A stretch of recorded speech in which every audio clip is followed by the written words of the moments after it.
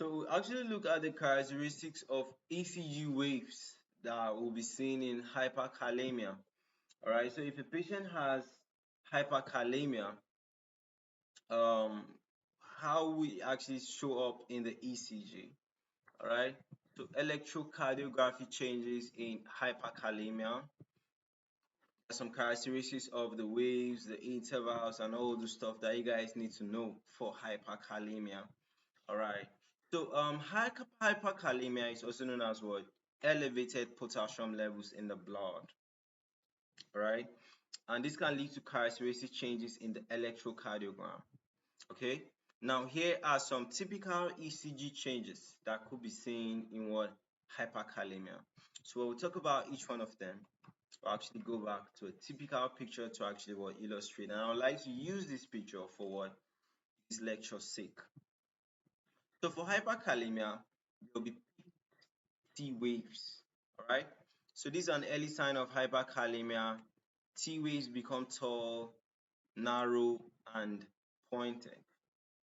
Okay. All right.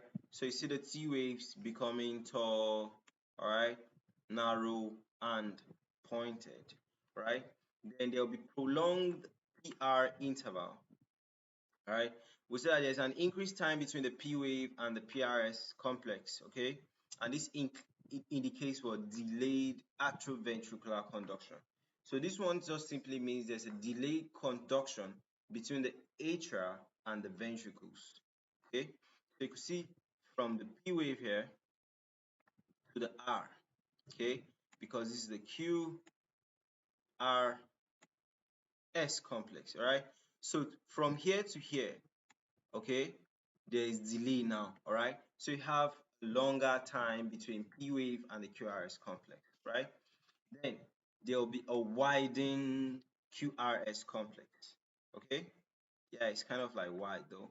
Right? It's supposed to be very small, right? But it's wide now. All right. So the QRS complex is wide, and this indicates that there's an increased duration of what? Ventricular depolarization. Okay. And this can lead to a sine wave pattern. All right. So we're moving. I prefer to use this image though. You can find other image online for yourself, right? Then there'll be flattened or absent P waves, right? So there'll be all actually what disappearance of P waves due to hyperkalemia, induced atrial conduction delay. That one is self-explanatory, and there will be increased QT interval. We see that there's a prolonged interval between QRS complex and the T wave. Okay, and this indicates delayed ventricular repolarization. Okay, so from the Q to the T, that should be somewhere here. All right, there's an increased interval between it. All right, a sine wave pattern, a combination of widened QRS and tall T waves. Right, that's spoken about that. This can be a sign of what? Severe hyperkalemia. All right, then ventricular fibrillation or arrest. All right, so life-threatening arrhythmias can occur in severe what? Hyperkalemia.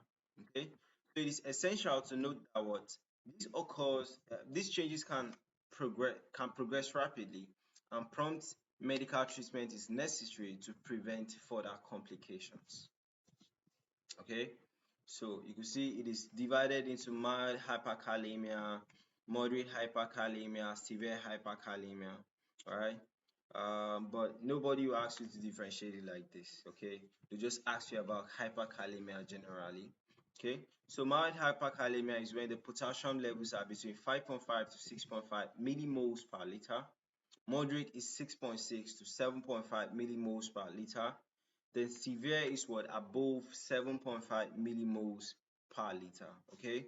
And you have the characteristics by the side, but I would like to actually stress you guys about that. So this is how the electrocardiography waves will actually what um, look like in patients that have these hyperkalemia conditions. Okay,